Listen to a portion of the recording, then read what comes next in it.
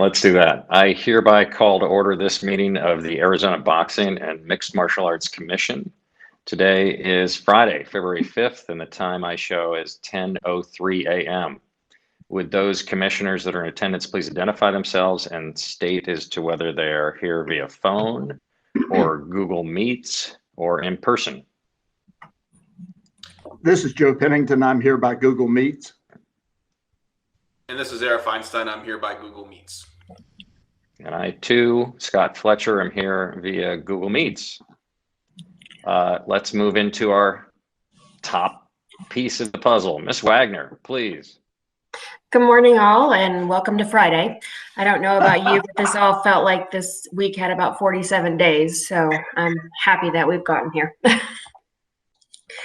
Okay, so the agenda shows that there's just going to be a discussion and talking about open meeting law review, Robert's Rules of Order review, and then the review of commission-specific statutes and regulations. So it's we're just going to plow through it. If you have questions as we go through, feel free to interrupt me. I don't have any issue with that. I want to make sure that if there are any questions that I can address them as we go through. And obviously, if things come up afterwards, feel free to reach out to me and I can certainly direct you to certain areas or whatever might be helpful for you. A lot of what we're going to be talking about today, you can actually go out and find on the internet. Robert's Rules of Order, you can go and get the really thick book that they have. I actually went online to Amazon and got this cheat sheet. It's just a laminated placard kind of thing that has a bunch of kind of the common things that you see with Robert's Rules. And so I just felt it was something nice to have as far as a cheat sheet in case there are any issues. So if you want something like that, that's out there. Otherwise, the full Robert's Rules, you can find those anywhere or go online and look to see what that is. Hey, Kelly, can we cheat next time you're in office? Can you bring that so I can make a copy of all the pages and then I'll just send it to everyone so we have it? Sure. Cool, thanks. Yeah. As we get started, each of you, when you were sworn in for the board, you were asked to do the public service orientation. And maybe that's a new thing, but at least now when you're sworn in onto the board, they ask that you do the public service orientation, which is located at the Boards and Commissions website. It's the orientation is actually a little tab on the right-hand side of your screen, and it just is a PowerPoint training that you can go through, and I've actually gone through it just to see what's on it. And it sets out kind of in a brief form just what your duties and obligations are as a commissioner. And it also reminds you of the oath that you've taken as a commissioner when you're on here, that your oath is to faithfully and impartially discharge the duties of your commission. So, you know, sometimes that's hard to do because everybody kind of feels like they have a vested interest and want things to happen. But obviously your oath is to the state of Arizona to make sure that the commission faithfully and impartially does its duties according to statute and rule. So the open meeting laws are actually put in statute at ARS chapter 38-431. So if you wanted to actually see a hard form of the language in statute, you can go to the Arizona Revised Statute tab under the legislature and click on through the chapters and the titles and get to the open meeting laws and read those. Sometimes they're a little hard to understand, but they're usually pretty straightforward. So we'll just kind of dive into those unless there's any questions kind of quickly what we've gone through. Okay. The Office of the Ombudsman Citizens Aid has actually put together a book called the Arizona Open Meeting Law, and it has the statutes, the Attorney General's agency handbook portion about the open meeting laws and whatnot, and it's for public consumption. So I can get, you know, it's not super thick, so I can get copies for everybody and have Carlos send those out if you'd like to have an actual paper copy. I know I tend to be kind of the old dinosaur. I like to be able to touch things in paper wise, so I have all of my statutes and rules printed out as well as this little handbook. If you would, please. Yes, I will do so. So starting out, the reason there are open meeting laws is that we want to make sure that government business is conducted in an open manner, that there's transparency, and that the public can weigh in as far as what commissions and departments and quasi-judicial boards, those types of things do. So Arizona's public policy requires that official deliberations and proceedings be conducted openly. And on any uncertainty as to whether it should be conducted in an open meeting should be resolved in favor of having an open and public meeting. So there can be public comment and discourse as far as what the decision or the action that the commission is going to be looking at. And because this is the Boxing and MMA Commission, you are a public body, so you are subject to the open meeting laws. A meeting is a gathering in person or through technological devices, which we've been doing now for the past year through Google Meets. It's phone, email, fax, video conference, and an open meeting occurs when a quorum exists. So a quorum on this board is 2 because there's three members. So, you know, if at any time it just drops down to 1 of y'all, then quorum disappears and the meeting has to end.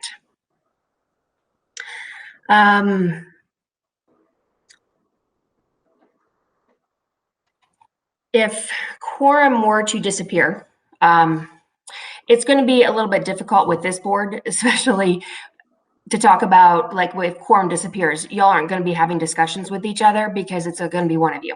So typically we do always put that kind of caveat out there that if there's not a quorum, just be mindful of the communications that you're having with other board members, because even though there's not quorum, there could be the potential that some type of discussion is being had to try to resolve an action or discuss an action, which should be done in a public manner, which should be done, you know, with a quorum, which should be allowed for public input, those types of things.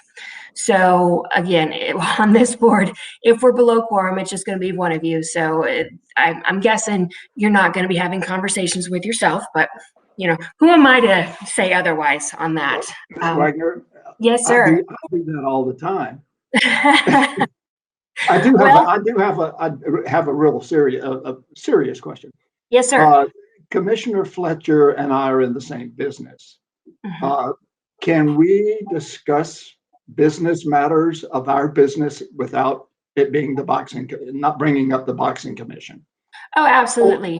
Okay. Or for example, Dr. Feinstein's son, I think, was at the last meeting, and I wanted to call him and say how cute he was. And I didn't know if that was possible or not. I didn't want to violate the meetings law. So. Yeah, no, that's not a problem at all. Obviously, if you're having discussions outside of the Boxing Commission that have nothing to do with the subject matters that are going to be before the commission for consideration, then that's just, I think, being human and having discussions with people that you have commonality with. The one thing I would caution is to make sure that those discussions don't lead into something that could potentially come to you before the board for an action item.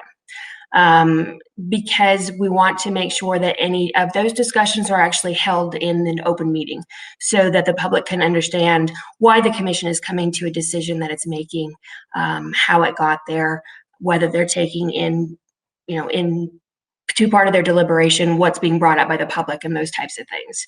So that also goes to having discussions with members involved in the boxing industry or the MMA industry that, you know, you may have somebody come up to you in a match or in a meeting or whatnot and want to have discussions with you. And that's perfectly fine if you want to do that, but just be mindful that as you're speaking with them, that you don't want to get into a conversation where you're maybe advocating that they should do XYZ, or you're saying, hey, why don't you come before the commission and the commission will surely vote for you to do XYZ.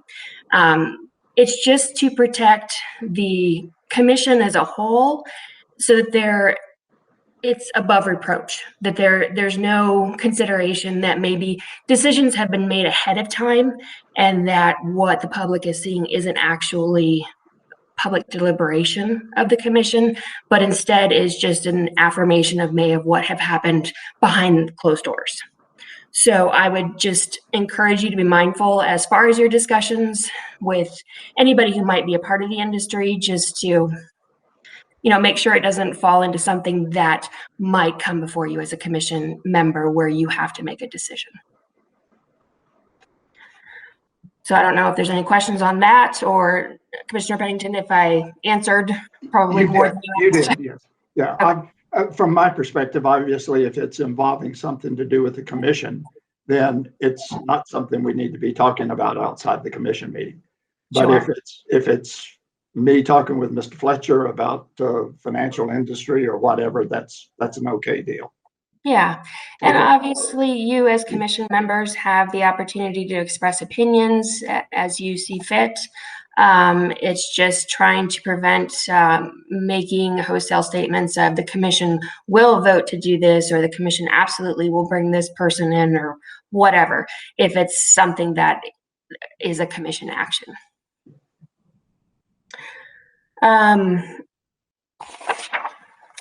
One of the sticky, I think, things that's really hard for folks on commissions and boards is email communication.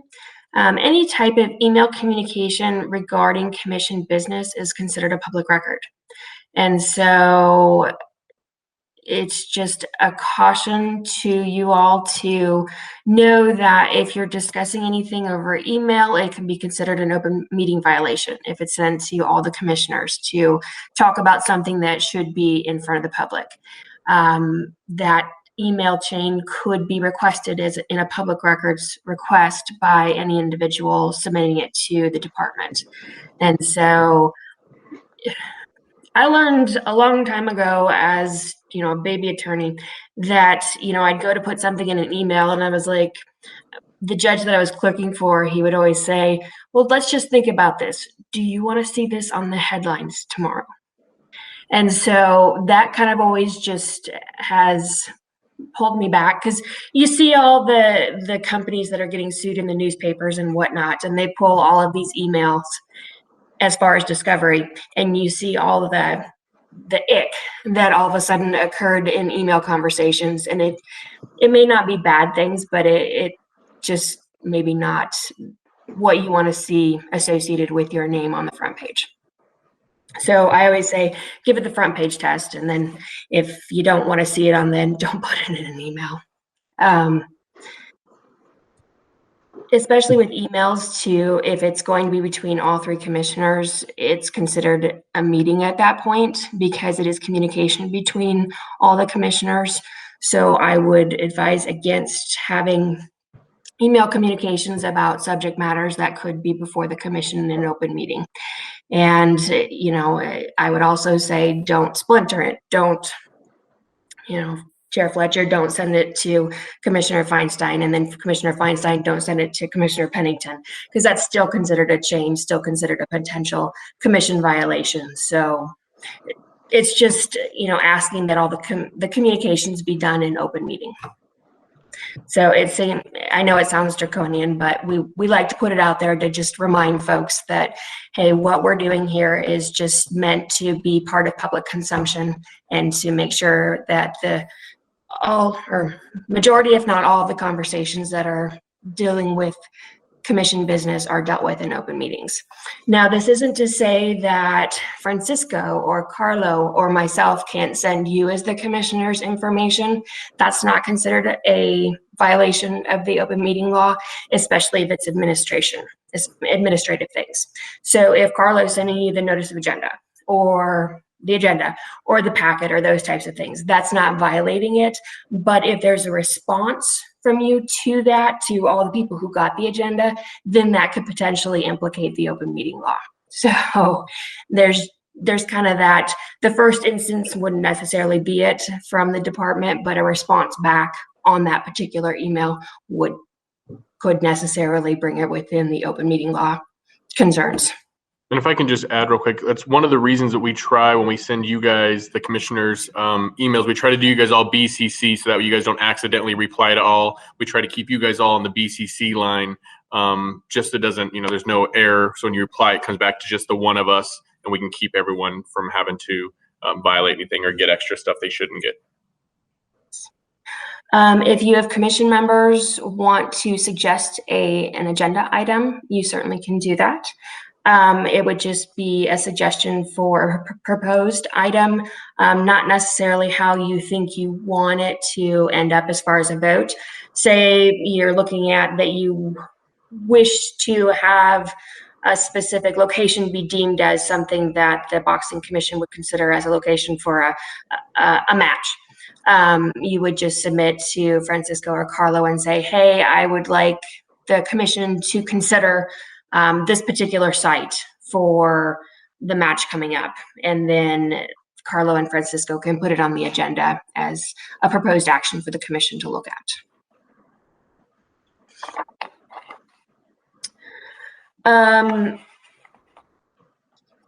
Let's see here.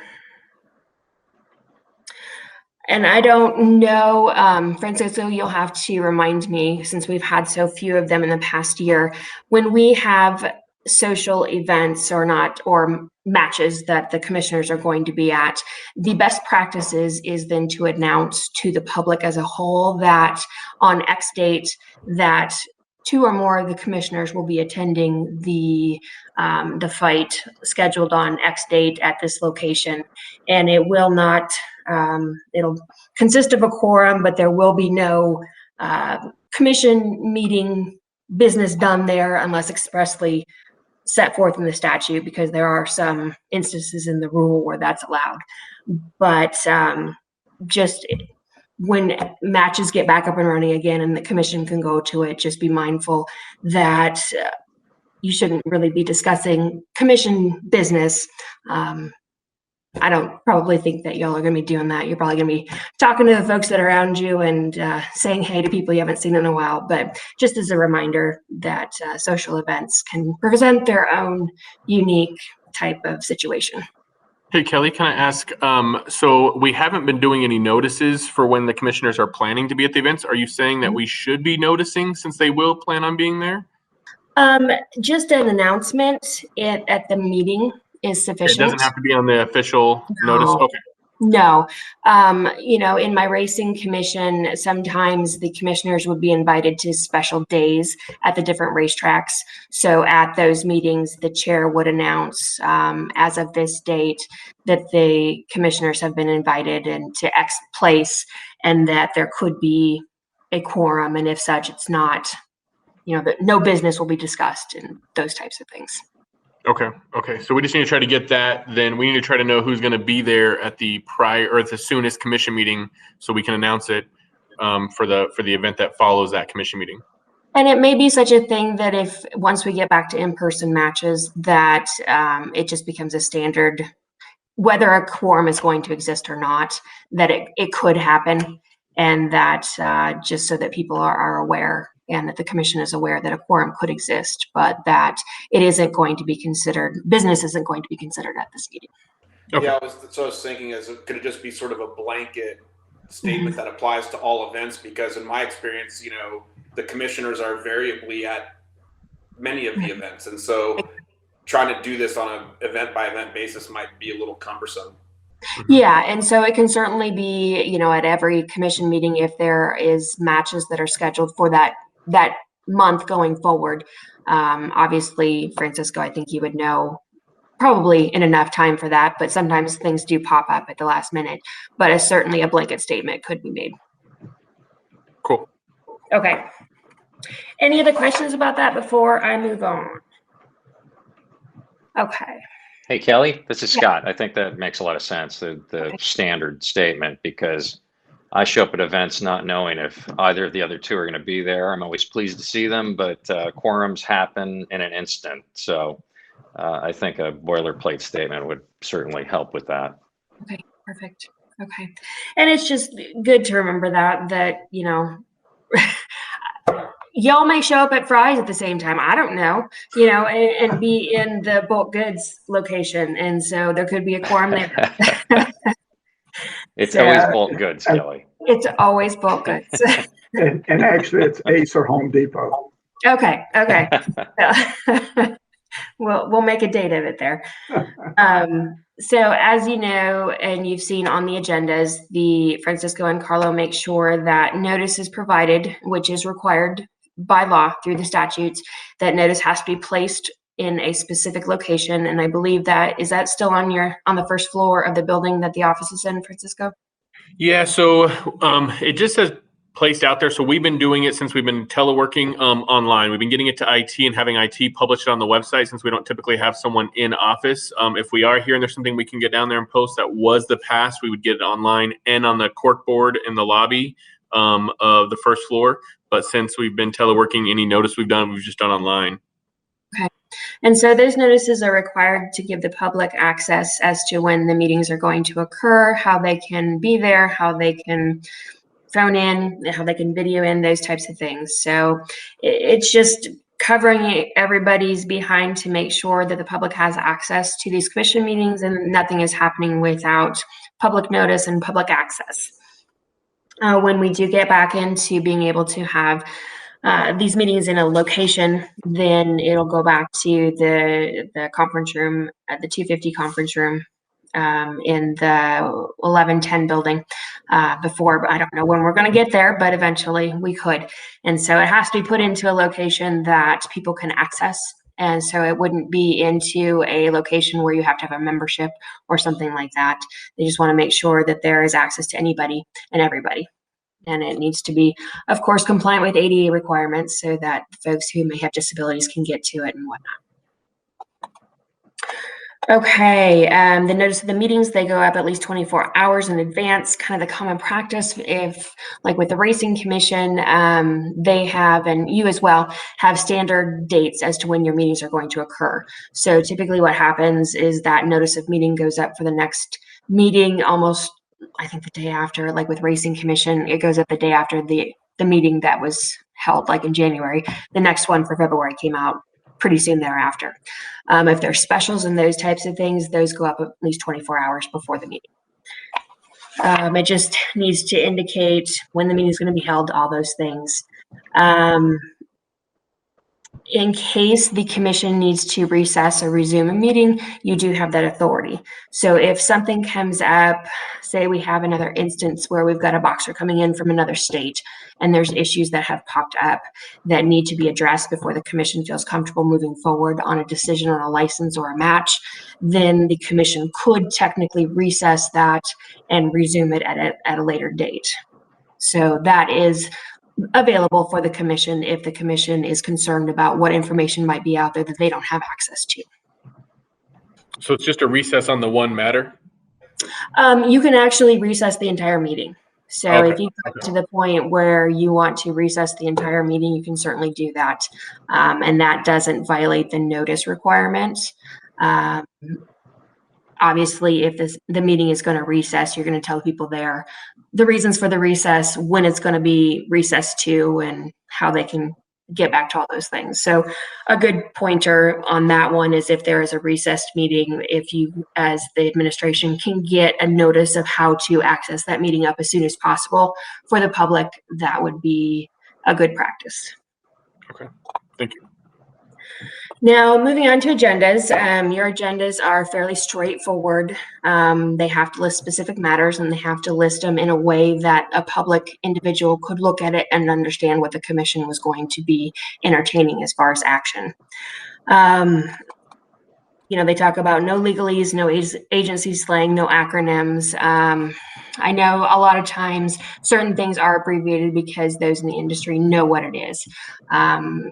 Like ARS, Arizona Revised Statutes, we abbreviate that all the time just because having to type that out would be a lot. And that's pretty common knowledge as to what ARS stands for. So that's not technically going to be a problem, but if there's going to be a statutory cite, additional information as to what that is needs to be included. So if you're citing this statute that indicates licensing, then you would just need a short statement to say entertaining or considering the license of XYZ.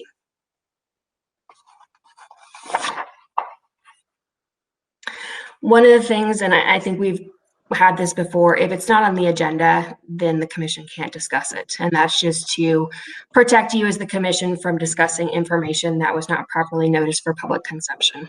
And you want, again, in the public policy of Arizona, you want to make sure that all the information being discussed by the commission is open and transparent, and public can access it and understand it and provide responses or challenges as they wish.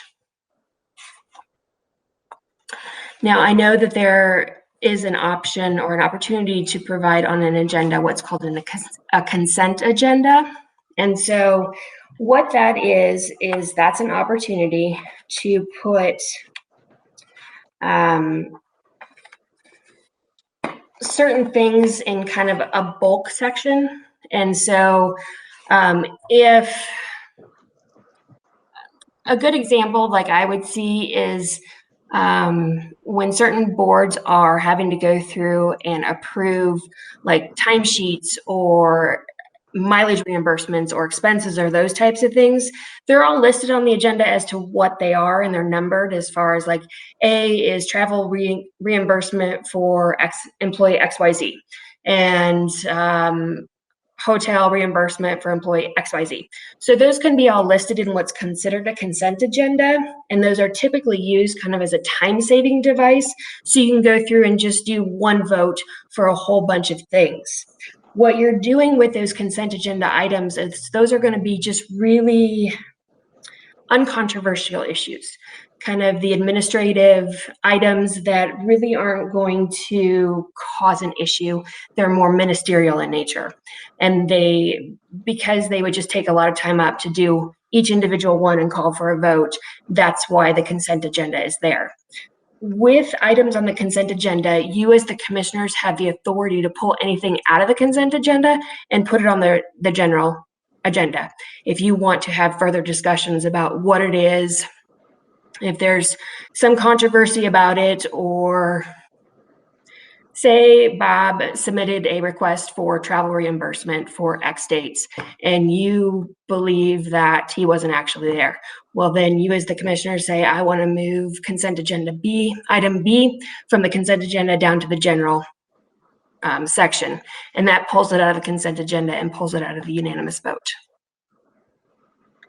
Kelly, can I interrupt you real quick?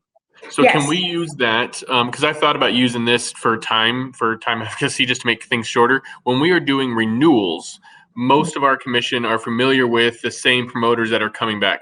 Obviously, a new promoter, we'd want to have interviews and questions. But if there's very little questions for, let's just say like Iron Boy or Rough, people that we are familiar with that come back year and year again, can we just put those packets on the consent agenda if the commissioners don't object to make things go? Or is it only administrative or ministerial things? You can, if the commission would like to do that. My concern is that you don't want to have a member of the public come up and say, oh, you were just doing this, so I didn't know that they were going to pass it and I didn't know about it, even though it was agendized in the consent agenda. I didn't know about it and I'm really upset with them, and I want to just tell the commission how bad of the person that they are. Okay. So it's really up to the commission as to how they'd like to see those. It may be such a thing. I'd have to go back through the rules.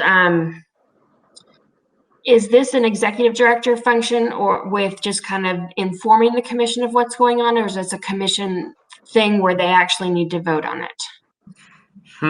I'll look at while you go ahead and go on, I'll reword how it's worded. I can't remember if it says that I can just do it, or if it says that I refer. I'll look at the wording real quick. Okay. And my concern with that, the only reason I ask, is that if there is something that is required by the commission and the commission needs to actually look at certain things, if there is a challenge to that commission decision, if I need to defend the commission at OA or at the Superior Court, there should be some basis for me to argue this is why the commission did what they did. If it is just strictly an executive director decision with just kind of an update to the commission, then that's not necessarily something that is required by statute for the commission to look at XYZ. But, If there's any concern by the commission that there might be issues, I would suggest to pull it off a consent agenda and put it into the general portion of the agenda to deal with in a more open format. Any other questions about that? Okay. One of the questions that I get brought up quite a bit is, well, it's an emergency. And so we can have a meeting just like, 2 hours from now because it's an emergency.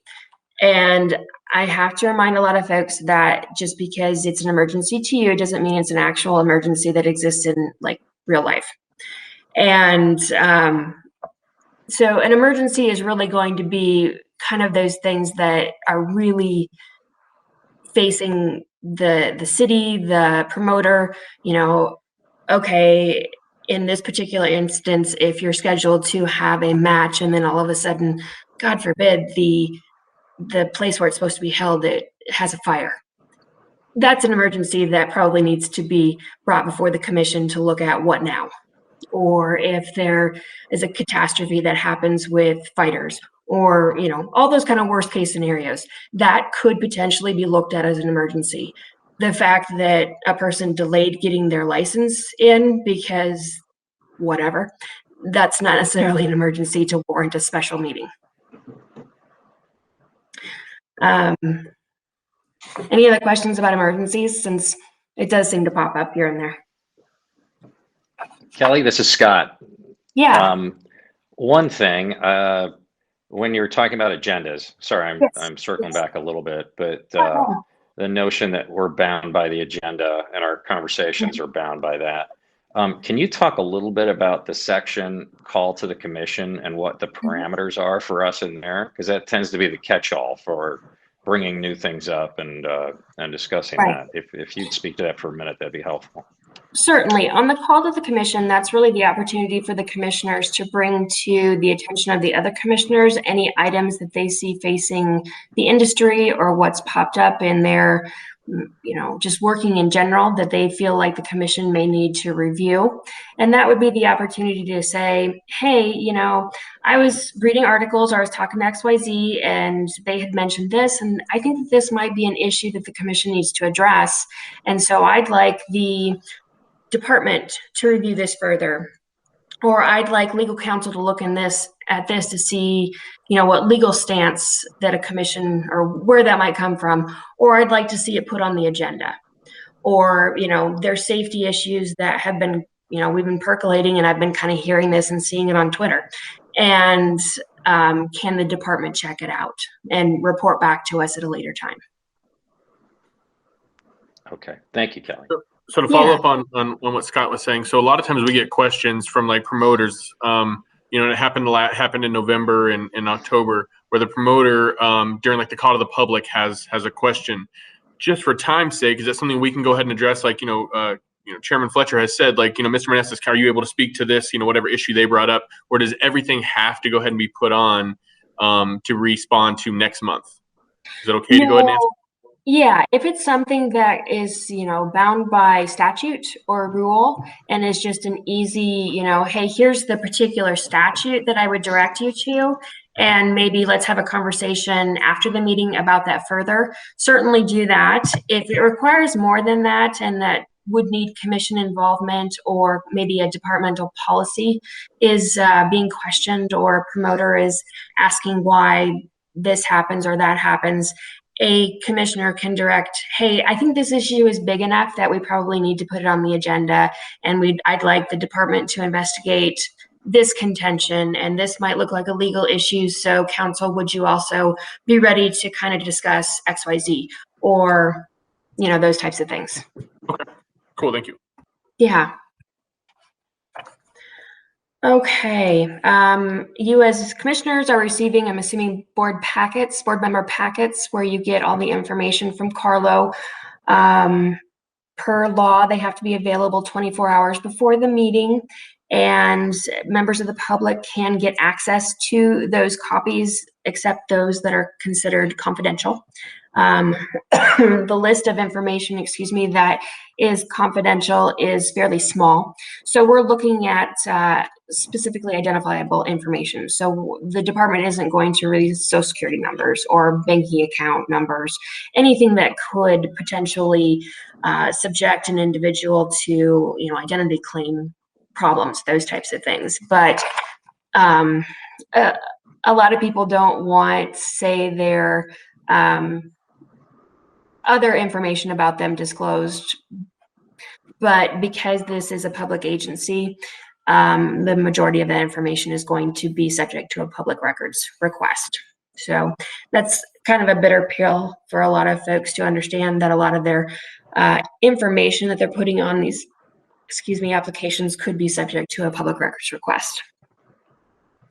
Any changes to the agenda, they have to obviously be done 24 hours before the meeting. So if there needed to be a change to an agenda, I just saw one for the city of Phoenix.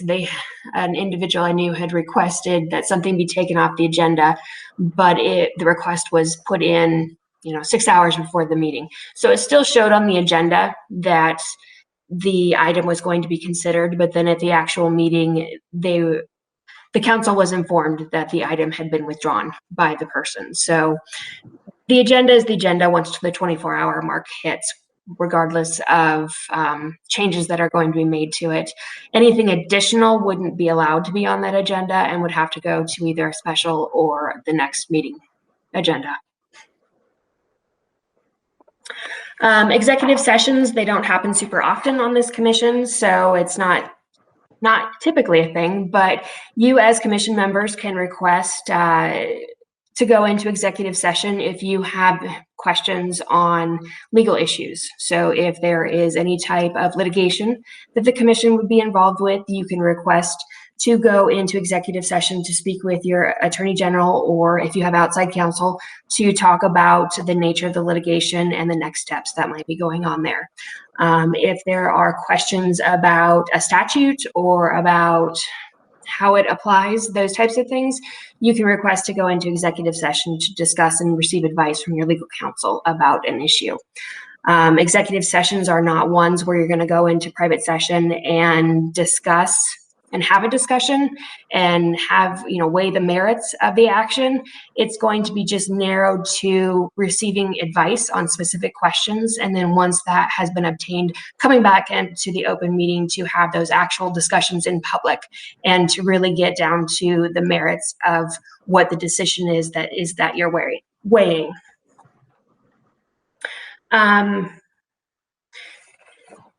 Per law, who can attend the executive session is limited. So it's going to be members of the public body, officers, appointees, and employees only as allowed per statute, the Auditor General in performance of their official duties, and any individual who is reasonably necessary in order for the public body to carry out its executive responsibilities. So the executive director would be there, you as commission members would be there. If I'm the attorney who is representing you on the matter, I would be there. And anybody else who the body might think could provide information that would be helpful, but not just everybody. Anything that happens in the executive session is considered confidential and privileged, and the discussion and consultation can only be discussed with the individuals in that session. So the information learned in that executive session cannot be told to any individuals outside of the executive session.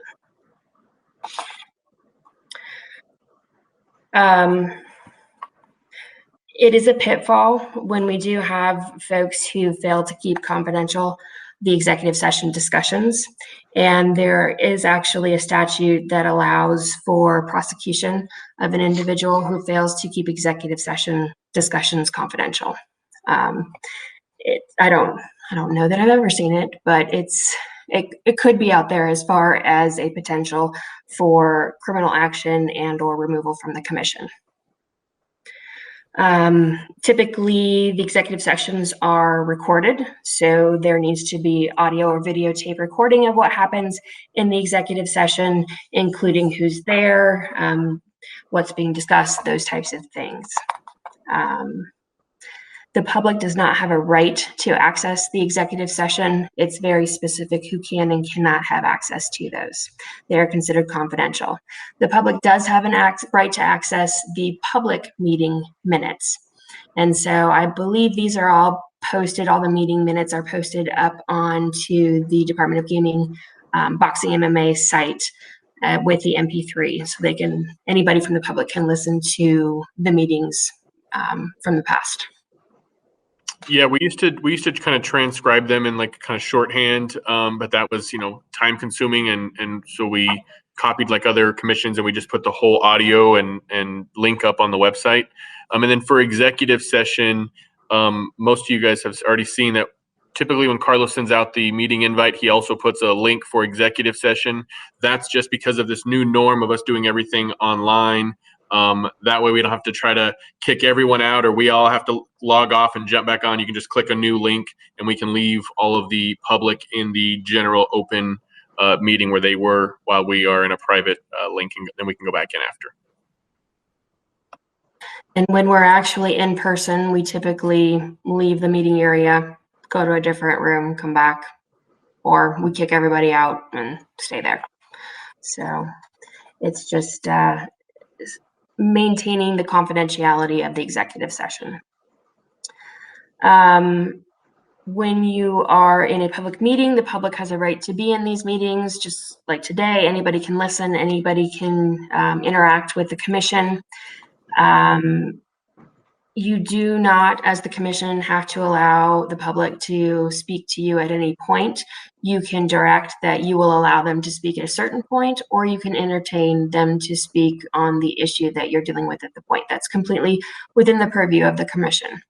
So it's however you want to run your meeting. Sometimes people will jump up and want to have a discussion about an item that the commission is discussing, and it is up to the commission members whether they choose to entertain that person's ability to kind of jump in and put their thoughts in or not. That's why on most of these agendas, there is the call to the public. And as noted, that is a time for the public to be able to stand up and give their 3 minutes worth or 5 minutes worth or whatever the chair determines or the commission determines as far as what they want to present to the commission for consideration, or if there's an issue that needs to be discussed further. It's an optional thing. So as you'll notice on this agenda, there is no call to the public. It's not required by the commission to allow the public to speak about issues, but certainly if there's something that a commission member wants to hear, you do have the right to allow that person to speak. Again, with the call to the public, it's a little bit difficult because usually people stand up and they demand answers and they want to know why the commission did certain things. And it's hard for folks to understand the procedures about what the call to the public is and what it is not. And so, it is human nature that when somebody presents you a question, you do want to answer it, but it is not appropriate for the commission to respond to a question in a call to the public. It could be certainly something, and I know that you as the commission have done a good job in the past, and Francisco, about indicating to the person speaking, here's what's going on. I can speak to you after the meeting, or that's something that we would like to talk about more, so let's put it on the agenda for next month. Those types of things. And I think for the most part, the public participants of the meeting have been mindful and receptive of those types of things. Okay. So if there is a potential violation or the commission were to receive notice that an individual believes that there was an open meeting law violation, there are ways for the commission to handle that and deal with it. If there's an open meeting law violation where something occurred, say an executive session that should have happened in open meeting, or it occurred outside of a meeting and a decision was made and it was just done in open meeting, you can certainly put it on the next month's agenda to ratify this decision that was previously made in that month's agenda. You can consider self-reporting. If there is a report to the county attorney's office, the AG's office, or the ombudsman's office, you can cooperate with them. You can do additional training. Just really what it is that the commission wants to make sure that any type of action or path or choice, policy decision, those types of things are really considered and dealt with in front of the public. So there is just the transparency that is the public policy for the state. And I think I've said that word a number of times here today, but I just want to kind of hammer home and reiterate that really the intent of all of this is just to make government very open as far as the decisions that are being made and what is being done in response to the directions by the statutes in the department. Okay. I'll move on a little bit to Robert's rules unless there are any other questions about open meetings laws. Okay. And y'all are still awake, so that's good. Because that's, like I said, pretty dense stuff. Robert's rules are, if you've been a part of an organization or run meetings in the past, they're pretty straightforward unless you kind of get into some really heavy duty Robert's rules, you know, all the stuff that you see at kind of the different processes where they really take Robert's rules seriously. And you have to do certain things. Typically with this commission, what you're going to be seeing is calling the meeting to order, going through each section, making a motion. And that is one of the things on this little cheat sheet that I have. It actually has a form of popular motions here. So if you have kind of trouble thinking about how a motion should be made on the fly, you can look at that. But typically you're doing what you need to do. I think with these meetings, it's, you know, hey, Bob Jones wants on the agenda, Bob Jones wants to get a license. I move that the commission approve the license for Bob Jones pursuant to ARS, And then from there, a second would be asked for. The better practice, and Chair Fletcher, you do this very well, is to entertain a motion instead of the chair always making the motion. We do have commissions kind of all over that most folks don't open their mouths and you have one person who makes all the motions. And so that gets a little awkward, I guess is the word. And so it's always good if everybody can be active on the commission. It's not always going to happen, but you're a small commission, so y'all will get your equal chance to make motions for everything out there. When you make a motion before, yes, sir. I blocked on what I was thinking about right now. I apologize. I'll interrupt again in a minute. No problem. Okay. All right. When you make a motion before it's seconded, I know what it was. Okay, I'm sorry. perfect. I know what it was. Is it appropriate for the chair to make a motion? A chair can make a motion. A chair can. Okay. Yes. So there's nothing that says they can't unless the particular organization has bylaws that indicate that the chair cannot make a motion. But Robert's rules does not say that a chair cannot make a motion. And there's nothing in the rules that indicate that.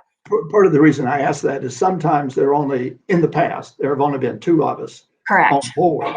And the chairman has always called for a motion. Right. And those have been made. But he also would have the authority to make the motion and request a second. Absolutely. Okay. Absolutely. Yeah, it would just be if the particular organization had bylaws that indicated that the chair would not be authorized to make a motion. There's no such bylaws in this particular commission. So yes, it is perfectly appropriate for the chair to make a motion. I would just maybe caution that all the motions shouldn't come from the chair. Right. You can certainly amend your motion, and an amendment needs to be germane to the motion. So if you have a motion in a second and you go into discussion about that particular motion, if the discussion creates the circumstance where you would need to amend it, you can certainly request that your motion be amended. If that motion is amended, that amended motion would need a second. If that amendment doesn't get the second, then the motion does not become part of the amendment does not become part of that motion. And so the original motion would be what would be before the commission for voting purposes. So once discussion is concluded, you can ask for a vote and then go through the process. If a motion is proposed to the commission and there's no second, the motion dies for lack of a second. Obviously, if the motion, if we had 2 people on the commission and the vote was a 1-1, the vote would basically not pass for lack of majority.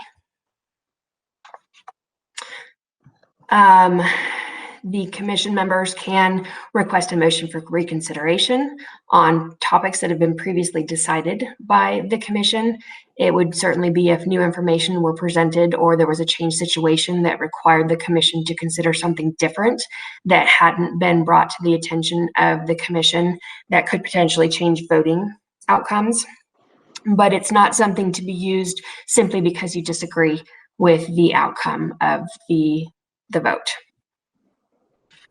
You can do the vote typically by voice. You can individually poll the members of the commission, especially I think we do that now here just with Google Meets to make sure that everybody's vote is heard and understood as to what it is. And then there would obviously be the motion to adjourn and vote on that as well. So that was just kind of a quick and dirty on the Roberts Rules and Parliamentary Procedure. Are there any other questions before I kind of wrap up here? Ms. Wagner, one question on the motion to adjourn. Yes, sir. Is my understanding that does not require a second? Let's see here.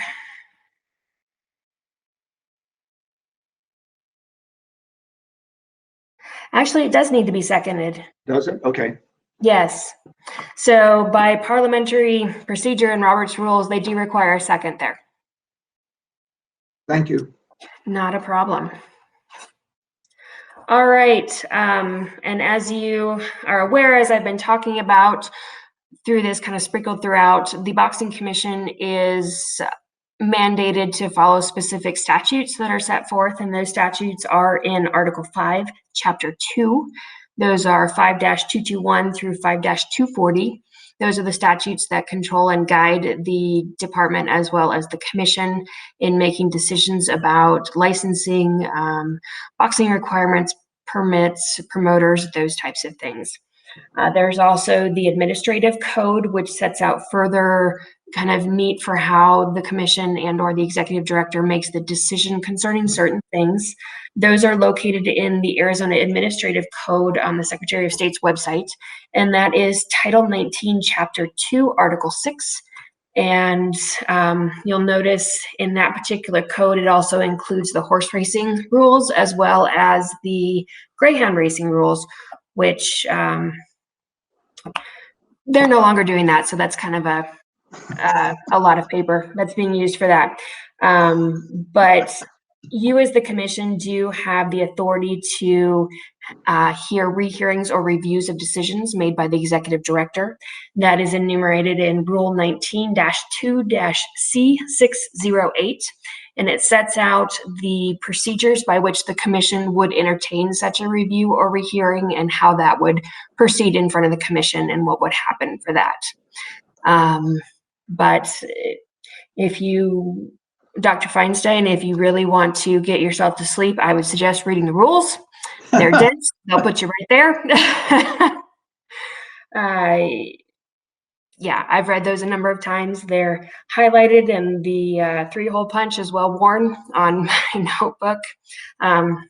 If we get ever back to in person, you'll see this is my notebook that I bring and haul around, and Francisco's seen that, and that includes everything and anything to deal with racing and boxing and MMA.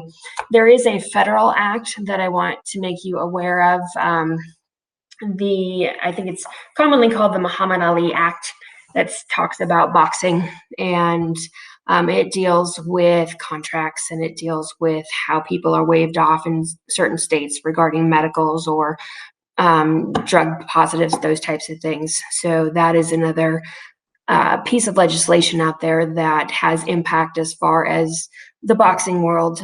There was something that was recently passed in the Congress that I haven't seen it come through and been memorialized yet, Francisco, into a printable action. I think it was like Rodrenko's Act or something like that. And so I'm waiting for that to come down. That wasn't the sports betting one? I'm not sure. You had sent me an email a couple months ago about it. It started, Oh, yeah. it was like rushing. It started with an R. And I've been looking back in it to see when it has, put into text so that we can see what it says. And they've been a little busy, so they haven't gotten it reduced to writing where everybody can understand it quite yet. But once that gets done, I'll certainly take a look at that. But I will put into an email for Carlo to send out to you commissioners all the sites as far as where you can find the statutes regarding boxing and MMA, where you can find the rules, where you can find the online version of this. I'll also get hard copies provided to the department so they can send out to you. And I will include the link to the Muhammad Ali Act as well. So that's. Oh, I did find one. It looks like they are. It's calling it the Professional Boxing Safety Enhancement Act of 2020, and it was from the last session, 116th Congress. It looks like it was dead in committee. It looks like it stopped in Education and Labor, where it was in Commerce. It was stuck there. It looks like. Okay. So yeah, I'll keep my eyes and ears open if there's anything else popping down. Obviously, Francisco will probably hear it before I do, and he does keep us aware of what's going on. But that's pretty much what I have as far as kind of overall training for you all on open law and Robert's rules and the statutes. Do y'all have specific questions about anything that I've gone through or anything that I haven't touched on that you'd like me to address? Hey, Kelly. Yeah. So it wasn't part of today's meeting, but it is going to be, I think, really relevant to what we do. Mm-hmm. Are you able to talk at all how the Arizona sports betting law may affect professional combat sports? Because it sounds like that's all kind of moving forward. Yeah. I think that one will be, I'm going to have to see, frankly, how that shakes out, because the sports betting, at least up to this point, there's always been the implication of the compact, and that is with the tribes and how that could potentially accelerate or activate the so-called poison pill with the tribes. And if you're not aware, the poison pill basically says all the monies that the states get from, it's set out in the compact, they receive a certain percentage off of different benchmarks. And that equals quite a bit of money. And basically if that poison pill were activated, it would take this long list of all this money that comes in as far as percentages and make it one. And so all the money would be reduced to this much money. And so it's a very draconian measure. And obviously that was put in place for a very specific reason. So at least up to this point, the idea of sports betting has kind of run right into that. And so I don't know what is going forward with negotiations about sports betting and how they presume to get around or take that into account, or if they have, I'm not really sure how that's all interacting right now. I think there's so many players and so many avenues that just haven't been ironed out that would need to be ironed out to look at that. But there is the potential that if it does pass,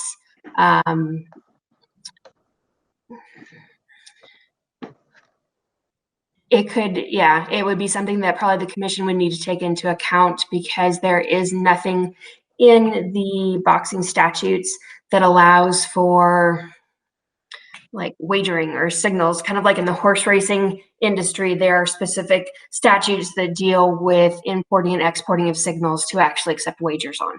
And so that may be something that the commission will be required or requested to look into with any type of legislation that comes down. I Okay. apologize. I have an 11 o'clock. I've got to Okay. hop off, but thank you very much for educating us. I really appreciate it. I needed this. Not a problem. Thanks for being on it. Nice to see you. Have a good weekend. Bye, everybody. And I did find that bill, Kelly. It is the Rodchenkov Anti-Doping Act. That was the one I sent you, and it was already passed by Congress, but it hasn't been signed into law by the president yet. So we just need to figure out that has some implications for boxing when it comes to reporting and anti-doping violations.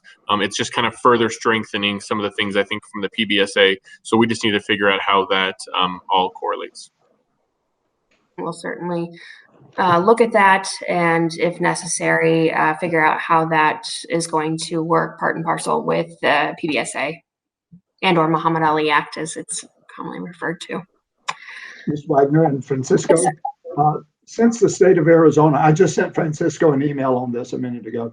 Since the state of Arizona has approved recreational marijuana, do we need to revisit our water requirements, our anti-doping requirements in light of that? I understand the ABC has taken a position on it. So this is for future consideration, but if you would just be looking at that. Sure. So that's one of the things that I am considering and looking at. Obviously, we want to be a progressive state, and we want to follow what the local regulations are. And I know that a certain promotion has recently partnered with USADA to kind of decriminalize from a regulatory standpoint the use of marijuana. However, at this time, the use of marijuana still remains a banned substance by the U.S. Olympic Committee, which is where we do derive a lot of our standards when it comes to anti-doping. So USADA isn't something that we 100% always mirror. We definitely usually go with the U.S. Olympic Committee, especially when it pertains to boxing, because that's where a lot of guys are either coming from or trying to compete to get to. So we'll continue to monitor that, but I think there are things that we have to consider, and one of those is being the threshold limits. Because of things being legalized, there are some considerations that we can give to what actually constitutes someone being impaired when competing in competition. And right now, there is a threshold that the U.S. Olympic Committee has decided, which is 150 nanograms. And the only problem is we are unable to kind of determine what gets you to 150 nanograms. Like on alcohol, we know that a male at 160 pounds drinking X amount of alcohol will metabolize so much, and we can tell based on where he is at now to how much he drank and when. The problem is we can't really do that same thing with marijuana because it is fat soluble. So it's still a work in progress. There is still a lot of things to be determined. I wish that there would have been some more conversations with other commissions before this huge announcement coming out, because there's still some things that we have to consider. And I'm still trying to talk to my peers in other states to kind of see how they're addressing it so far as well. But I think the consensus is that we still adhere to the U.S. Olympic anti-doping violations. And I was just looking at the rules right now. So pardon me for y'all getting the side view of my face. Just looking at the anti-doping requirements that the rules have. And so unless and until the rules are changed, the commission and the department do have rules controlling how to act. And certainly, if need be, the commission can review what the rules are and how it wants to move forward in the future. So that's something that, everybody will need to look at.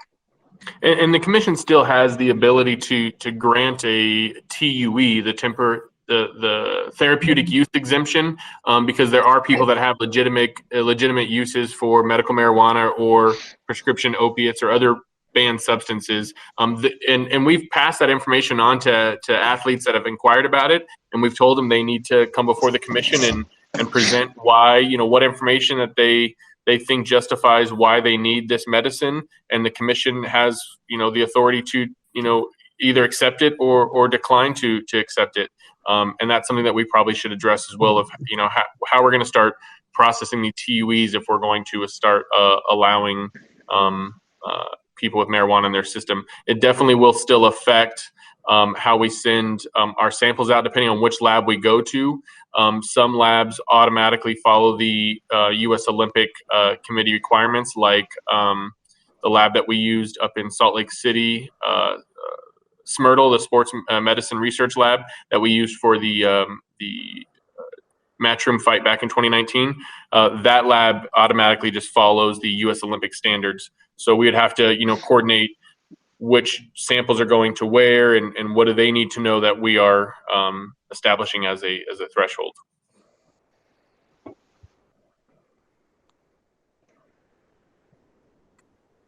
And obviously the commission will want to, as the statutes say and the rules say, you know, y'all are looking out for the best interest of the industry, for the fighters, for the promoters, for all the individuals who take part in, to make sure their health, safety, and welfare is appropriately monitored and taken care of. And so that's something that certainly the commission will in the future probably need to take a look at.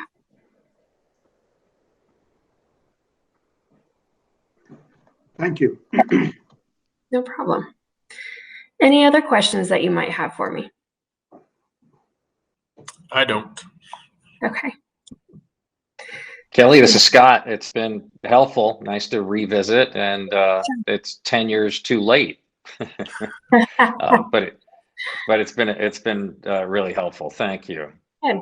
And I'm always open to questions that might be out there. Obviously, if you're in the middle of the meeting and unsure what to do, you can always, you know, look at me and say, is this the appropriate way, or how do we do it? So I am available for those questions as well, not just necessarily providing legal advice. Well, you've always been so helpful. One question: do you think we'd have more cachet if we went with robes and powdered wigs going forward, Kelly? Yeah. I will let y'all wear the powdered wigs. I'm gonna sit here and not wear a powdered wig. My wig is always powdered. I can't help it. Mine's getting there. Yeah, I see how they do it in London and, you know, the UK, and I've heard stories about those wigs, and they don't smell the best. Maybe we'll pass on that. Thanks again, Kelly. It was a really good session. Not a problem. So because we are still in official meeting, I've concluded my portion on B of the agenda, and we have C and D. So I will turn it back over to you, Chair. Okay, thank you, Kelly. Mr. Meneses, maybe you can help me with this agenda. What is item C and D? Is that a call to the commission? I don't have it up in front of me. Give me one quick second. My apologies. I believe it's getting ready to go to our adjournment. So C is announcements of the next regularly scheduled meeting. Okay, yes. Thank you so much. I do know that our next regularly scheduled meeting is on Wednesday, February 10th at 10 a.m. Yes, sir. And then D is the adjournment possibility. Okay. Well, I'm going to grab the helm and make a chair motion. I move that we adjourn. Is there a second? That motion is going to fail for lack of a second. Perfect. I second the motion. We have a motion and a second. All those in favor signify by saying aye. Aye. Aye. Motion carries 2-0. We are officially adjourned. Thank you all for your time, and we'll see you on Wednesday. Thanks so much. Thanks, Kelly. And commissioners, I'm going to give both you guys a call individually in just a couple minutes.